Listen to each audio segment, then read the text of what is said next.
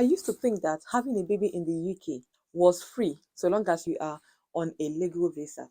Until my hospital sent me this letter of how much I should pay for childbirth in the UK. And I was like, people deceived me. Oh. He told me it was free. Now, how come I'm paying? So, you guys, in this video, I'm going to tell you the exact amount it costs to have a baby in the UK, whether as a student or as a worker. Hey guys, welcome back to my channel. I am Chinemerem, and if you are seeing my face for the very first time, hello, you are most welcome. Please do well to like this video, share and subscribe to my channel. And to my returning subscribers, you are super amazing. Thank you guys so much for coming back. So you guys, in this video, like I said before, I thought having a baby in the UK was cheap. Honestly, I used to think, well, I can do this until I got this letter and I was like, oh, ma, who sent me? This letter shook me. Now, let me tell you guys, when I was about to have my first child, so I was legal in the UK then. I wasn't overstaying my welcome. I wasn't staying on a visit visa or any unknown visa. I was staying on a normal visa, which should allow me go to the hospital, have my child, and also allow me be entitled to free NHS services. However, I got this letter. Letter came 4 years ago, and I saved it for my children because I said to myself, you guys will see this, you will see this yourself, and you know that having you guys was not cheap and it was not easy.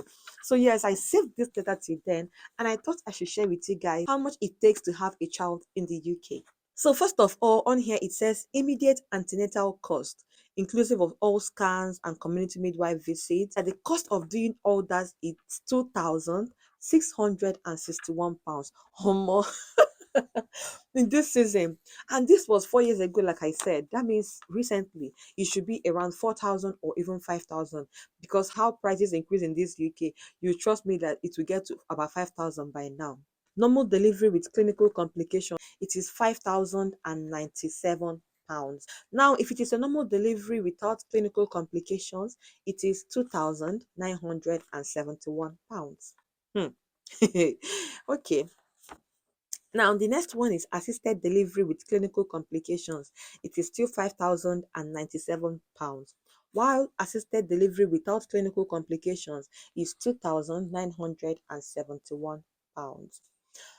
Planned lower uterine cesarean section with clinical complications is £5,097, and planned lower uterine cesarean section without clinical complication is £2,971. Whether you are having a vaginal delivery or a CS, it is the same price depending on whether you have complications or not. Some people may be like, since it's CS, it should cost more. Like in Nigeria, if you're having a baby through CS, you know it costs more than having a baby through the vagina. So, but here, I think it's the same price. Now, if you have a baby and for any reason whatsoever, the child will have to go to neonatal intensive care unit, the cost per night is £557 if the case is minor. If it is immediate, it is £691. And then if it is major, it is £1,145. And if it is a complex situation, it is £1,609. This is for one night too. See, I'm going to convert this money to naira because my head cannot even contain it. And that is 2.1 million naira for your antenatal care. Just antenatal care only, 2.1 million naira. Now, if you're having a normal delivery with complication, 4 million naira. And then if you are having normal delivery without clinical complications, and that is 2.3 or 2.4 million naira. And remember, it is the same price if you're having a child via CS or not. So you guys, when I got this letter, I entered into one kind of panic mode. I was like, for what? People deceived me, oh, and they still sent me another letter. You know, these people are fond of sending letters up and down. And they sent me a follow-up email. I had to start asking people questions. How do I even do this? How do I do this?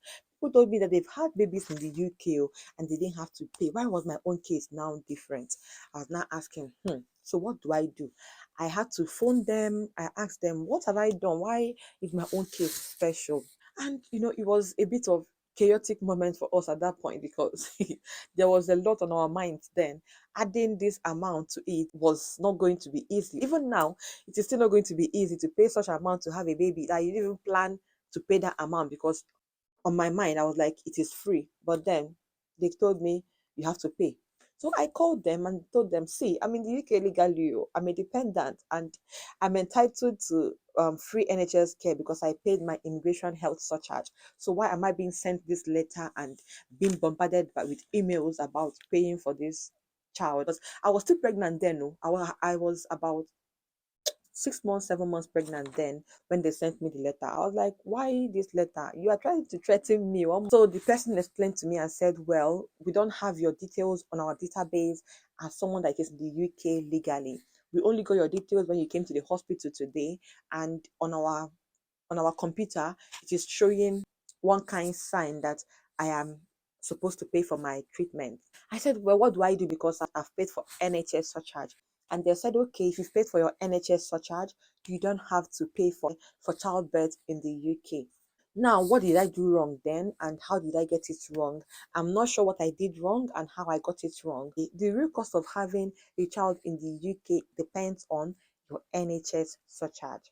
Yes, so I'll explain this. So if you're coming here as a student, you know your NHS surcharge per year is £470 per year for a person. And if your program is for 2 years or 3 years, maybe PhD or so, you pay £470 multiplied by 3. Whatever that gives you, that's what you will pay. If you're coming here on any other visa at all, you'd pay £624 per year. So let's say you're coming here on a two skilled worker visa, you'd pay £624 per year for up to 3 years. So at this point, I already did all of this because, of course, you know you can't move into the UK if you haven't paid your NHS surcharge. So yes, I paid for all of this. What I did was, and what you can do if you get this kind of panic attack letter, don't panic. So long as you are here on a study or work visa or even a spousal visa, you are entitled to have your baby free in the UK. So they gave me a form like this. I'll put it on my screen somewhere. So they gave me a form like this and I had to fill it out, and I added my NHS number and every other thing I needed to add. You know, you fill out every detail they are asking of you, and then they would now cross check on their database and see if actually you paid. So yes, once you get this kind of letter, all you need to do is just to call them and ask them to give you this form so you can fill it. Once you fill it, send it off to them. They will cross check and they'll get back to you and they will tell you you are not paying for this child.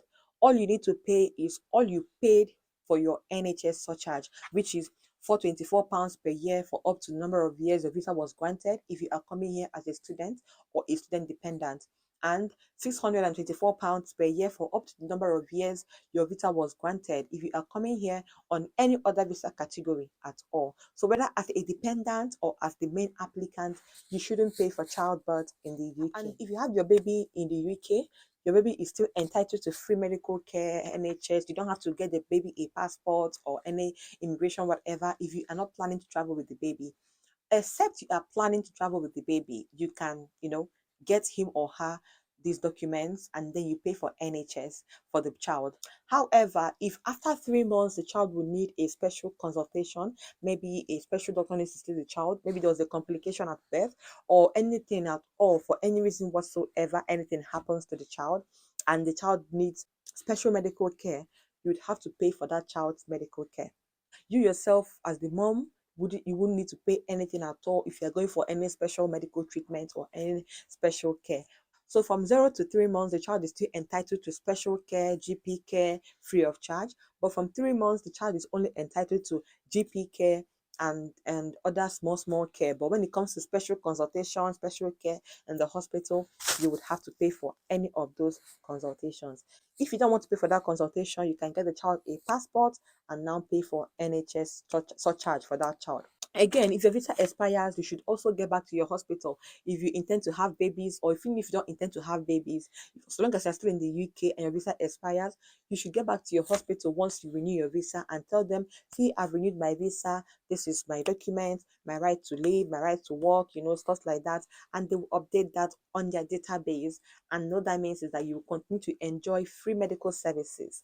Now, from this analysis I've done, you can see that having a child in the UK is not cheap if you are not here legally. To be honest, in my own opinion, I feel that IHS is actually very good, because compare the difference. You only have to pay £470 per year as a student and £624 a year if you are on any other visa category. Compare that to the amount you have to pay for just childbirth. You've never calculated how much you would pay if you're going to go for any consultation at all for yourself if you don't pay for this surcharge. So I think this surcharge is actually very nice. Yeah, you may not think about it in that light if you haven't really compared this, or if you haven't been sent this kind of letter. But if you receive a letter like this telling you the actual amount it takes to have a baby in the UK, or the actual amount it takes to undergo treatment in the UK, you'd appreciate the IHS fee. So yes, on this part I would say thumbs up to the UK. So yes, you guys, having a baby in the UK is free if you are here legally as a student, as a worker, or any other legal visa category at all, spousal visa and all. But if you are not here on a legal visa, if you are not here on any of those visas, if you are only here visiting, you would have to pay for your childbirth, and it is not cheap. So that's that about it. I just thought I should share with you guys what you can do if you experience or encounter stuff like this. And you guys, that's that about this video. I hope it was helpful. Kindly do well to like this video, share, and subscribe to my channel. Until I see you again in the next one, you take care, stay safe, and bye.